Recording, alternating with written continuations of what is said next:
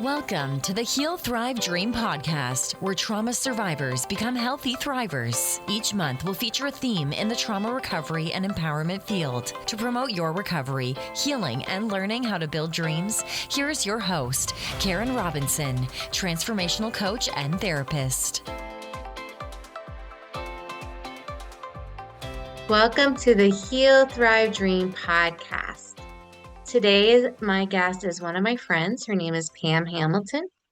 Pam is a mindset and visibility coach who has helped women over 50 find the courage to be seen, especially after life has made them feel invisible.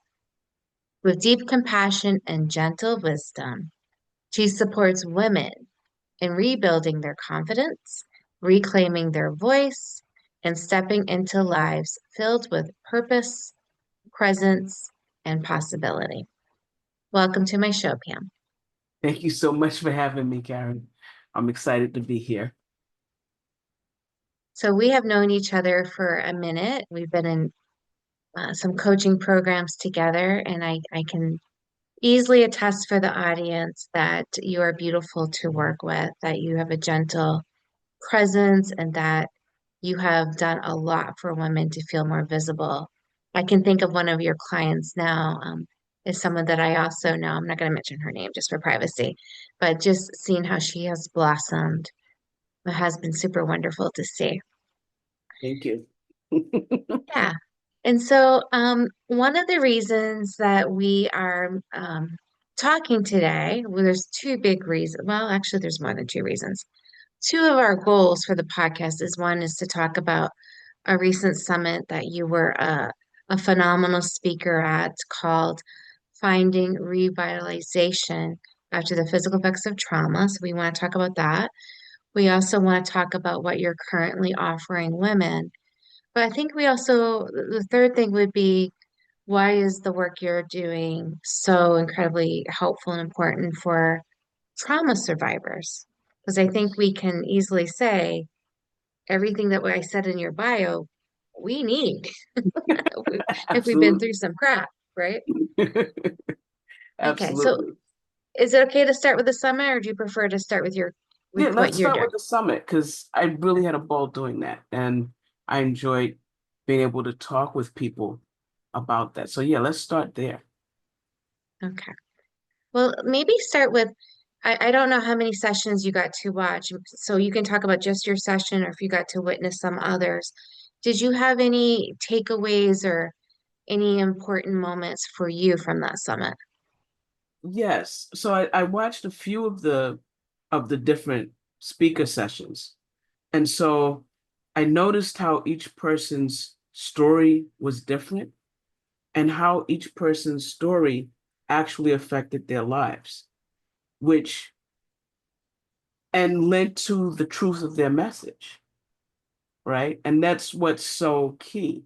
And it fed right into the things I talk about because your lived experiences actually colors your worldview, and that colors how you deal with everything. And so it was really interesting to see that be on point.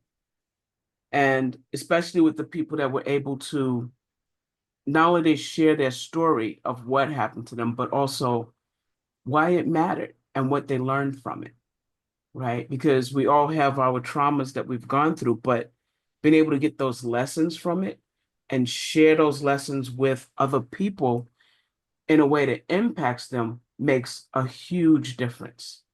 Huge. That was concise and to the point, and I 1,000% agree.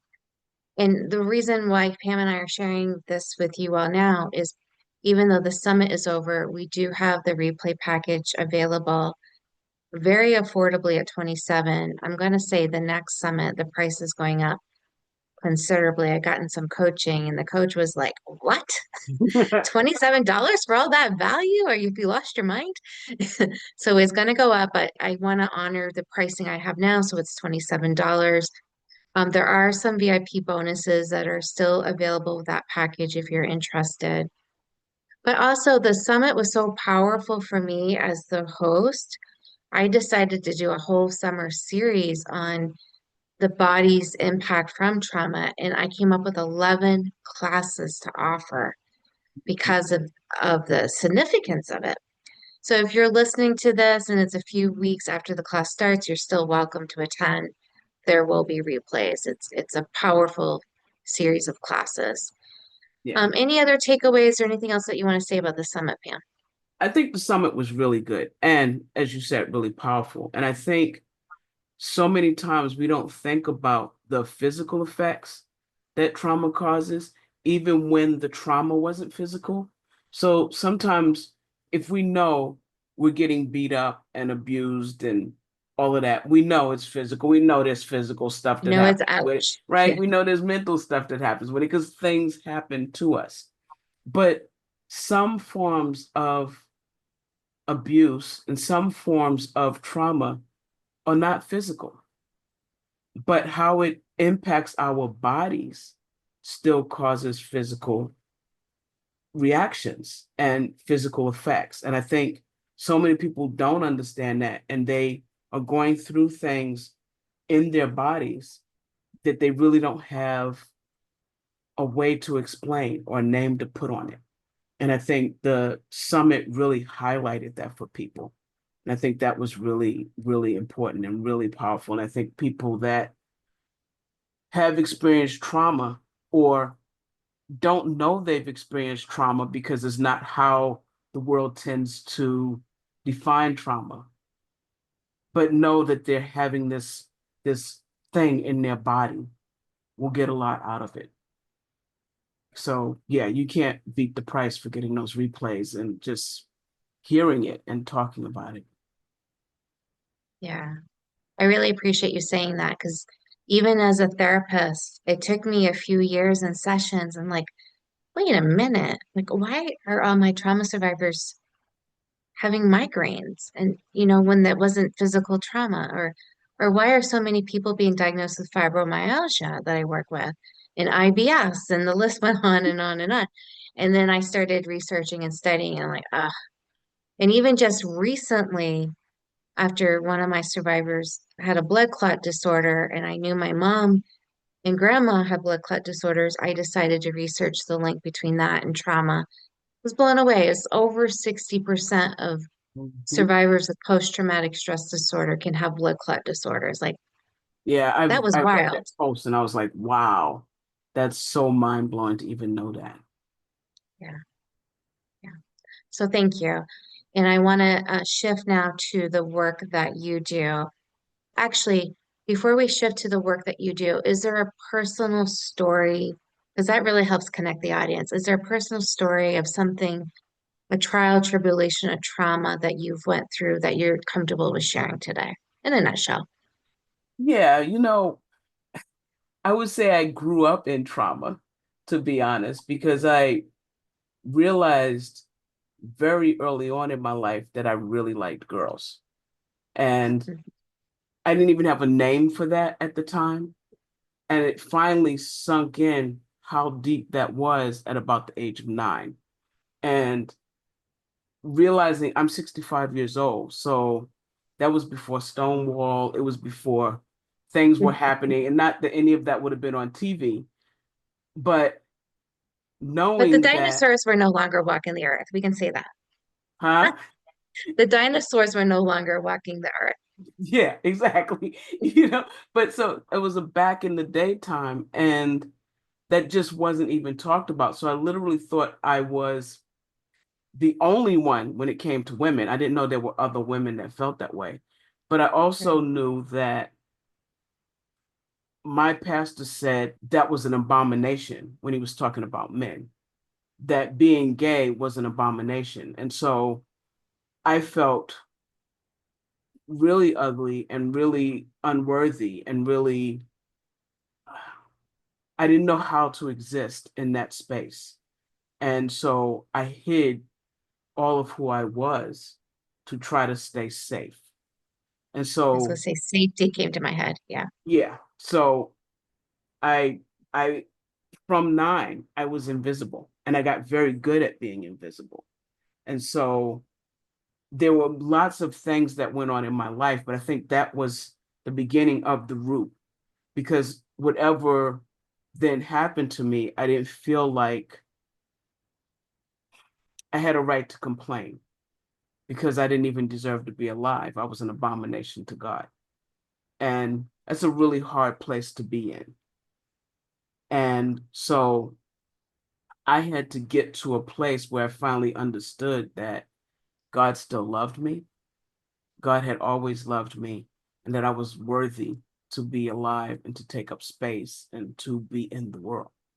And so Can you say how you healed that? Like, how did that happen though, that transition?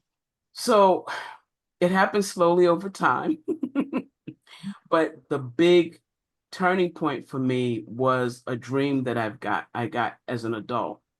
And there were little moments that helped me begin to understand I wasn't the only one and all of that. But the real key helped me see that a lot of the trauma I was still experiencing, and a lot of the limitations that were on me, was coming from my own mindset.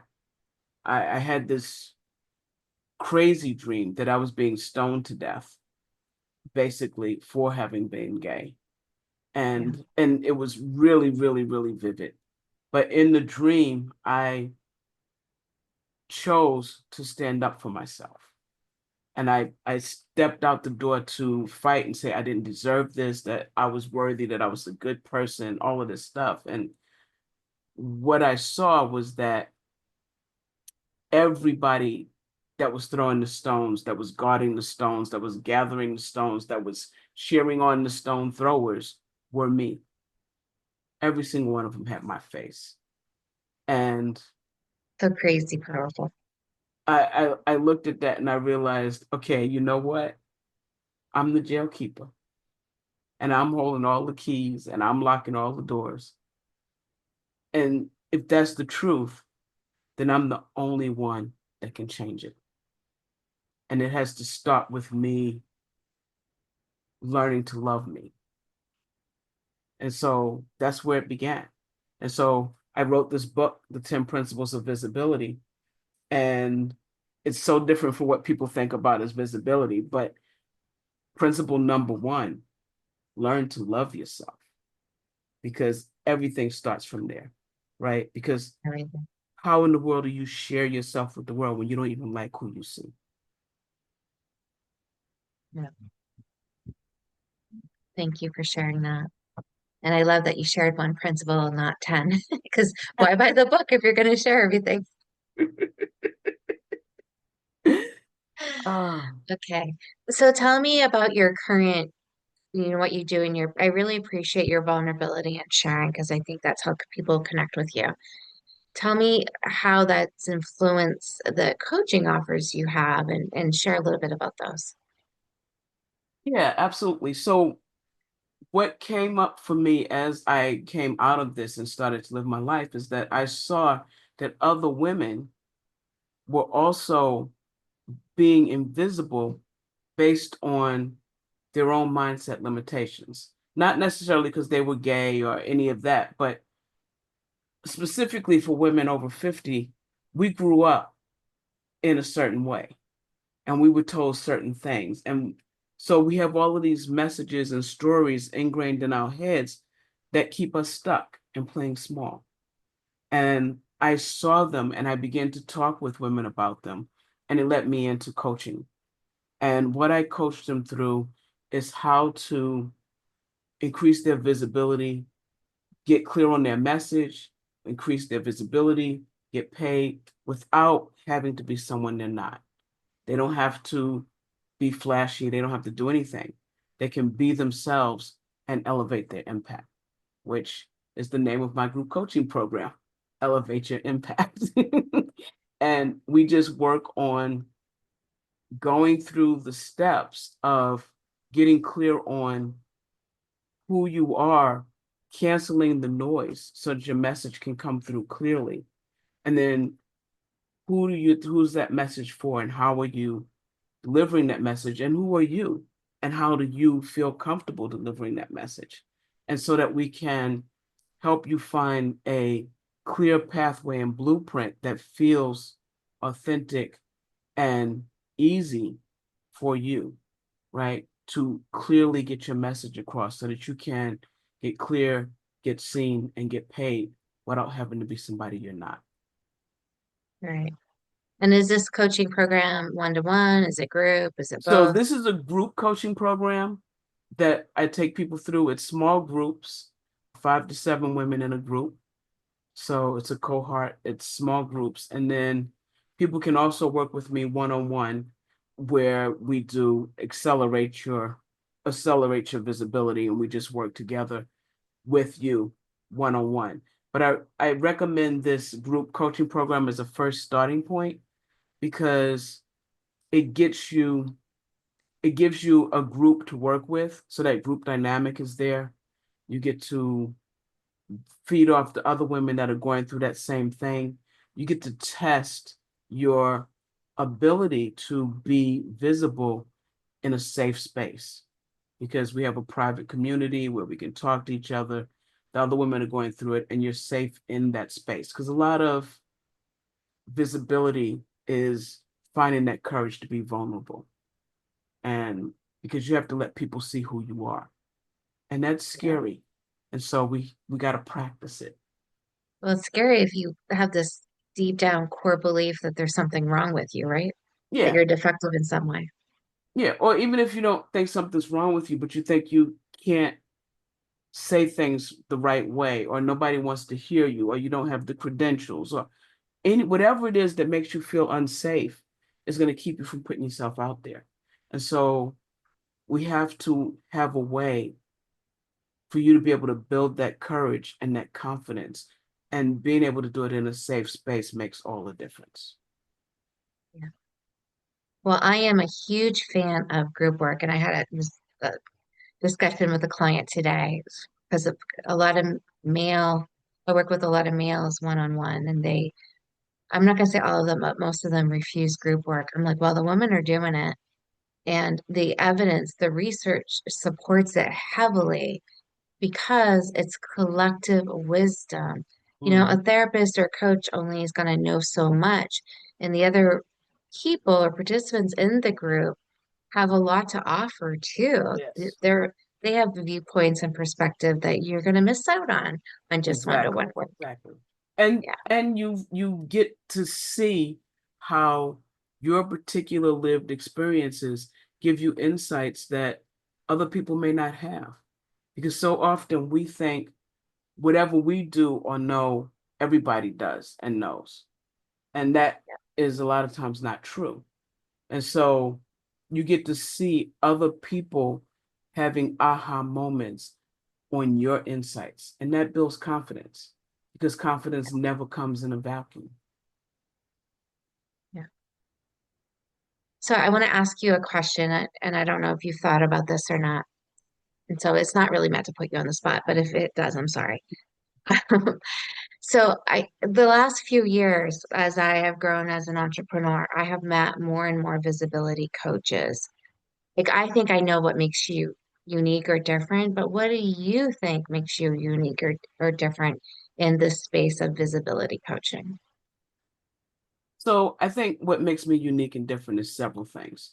One, when most people talk about visibility, they're talking about marketing, and they want to give you some marketing hacks. They want to give you some marketing strategies. You don't need that, because most of the women, especially the business women, have tried all the marketing strategies. They have tons and tons of tactics. What they don't have is the courage to implement it, to actually put themselves out there. And so I'm focusing on the mindset stuff of you being able to figure out how to comfortably put yourself out there in a way that feels aligned with who you are. So no tactics, no strategies. Let's get comfortable in our own skins so that we can feel comfortable being out there. So there's a bigger mindset component that I deal with. And then even the ones that aren't saying marketing, marketing, marketing, they're dealing with video, video, video, video. And it's, listen, you can be visible and never be on a camera, because visibility is all about sharing who you are, authentically, relatably, in a way that your ideal audience can connect with. And whether that is on camera, on a podcast, on a blog, whatever it is that works, where you can connect with those people, that's true visibility. And so it's not about a platform, it's not about a tactic, it's not about a way of doing things. It's about you getting right with yourself so you feel comfortable enough in your own skin to be seen on your terms. That's so beautiful, Pam. I can't tell you how many coaches I've fought with about the visibility thing. Because, like you said, women over 50, we weren't raised with selfies. It's weird to us to Yes. talk to our phone and it's weird, Yes. you Yes. know? And I try to do it every once in a while, and I see the value in doing it once in a while, but I really resonate with what you said. There are lots of other ways. You know, a Yes. blog post, writing something vulnerable in social media.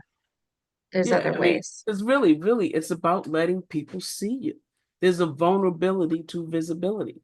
And if you're comfortable enough in your own skin to do that, you got it. You got it. That was wonderful. And so I know we're going to have in the show notes the link to your, are you calling it a masterclass? Is that what you're Yes, I'm calling? offering a free masterclass on July 29th that everybody's welcome to come to, and you'll learn more about my group coaching programs there. But the free masterclass will really help you see why this is so important, why visibility is so important, and why it's important for you to be able to do it on your own terms, the way you feel most comfortable doing it. That's really the key. You can't Okay. just do stuff and not feel comfortable. Well, it's not going to work. It's not going to last, and it's going to feel unsafe. Yeah. Exactly. You gotta feel safe. Yeah. And I like that you talked about mindset. That's a huge piece of safety. But I've also learned recently through my research of just preparing for this physical body healing is that is working with our mind, but also working with our body. You Yes. know, so gentle movement and learning how to release stress in different ways, like with yoga, meditation, and all this is really helpful too. So pairing them together. Yes, Yeah. absolutely. Because there's no way all of it's connected. It's just all connected. And so it's really important that we do that. And there's just so many things that we talk about that when you really think about it and really when you really see it, oh, that's why this didn't work, right? Because as long as you don't feel safe, as long as your body keeps track of the trauma. And if you're not dealing with it, not this whole fake toxic positivity thing that we put out in the world. Everybody's got to be good all the time, always happy. I'm all good. I'm all good. Well, I'm dying inside. As long as you're willing to deal with the emotions and work through the emotion to get to the other side, you can make lasting impacts and lasting change. But you got to do the inner work.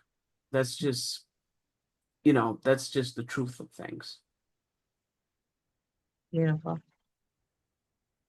All right, Pam, do you have any last thoughts? I'm really looking for words of inspiration for someone who's not only feeling invisible, but maybe even just stuck with whatever they have going on. It could be a relationship going wrong, or they're unhappy with their workplace, like things you and I can identify with.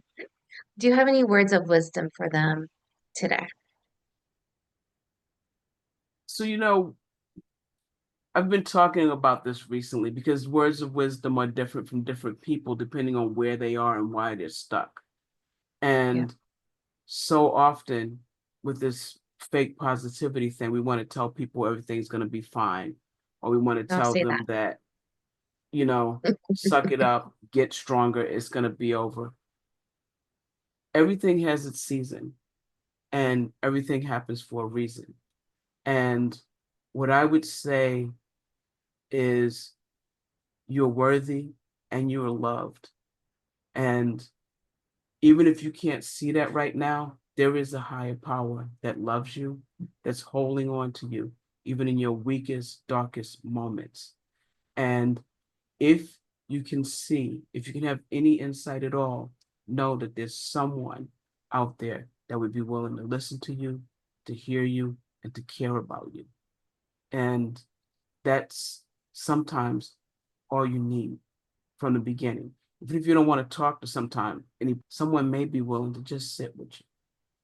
There's always someone, if you're willing, if you're able to know. And if you're not able to know, then just hearing the sound of my voice, you are loved, you are worthy, and you are being upheld, even in this moment. So that's a quirky word to use, but it's the one coming up for me, precious. So, dear listener, you are precious, even if you may not believe it in this moment. We know that to be true. Like God created precious people. So Yes. even if you're struggling. Yes. So Pam, I appreciate you. I want to thank you for your time today to be on our show. Absolutely. Thank you for having me. Thank you for listening in today. Please join us next week, same day and time. Also, I would love for you to check out my website, healthrivedream.com.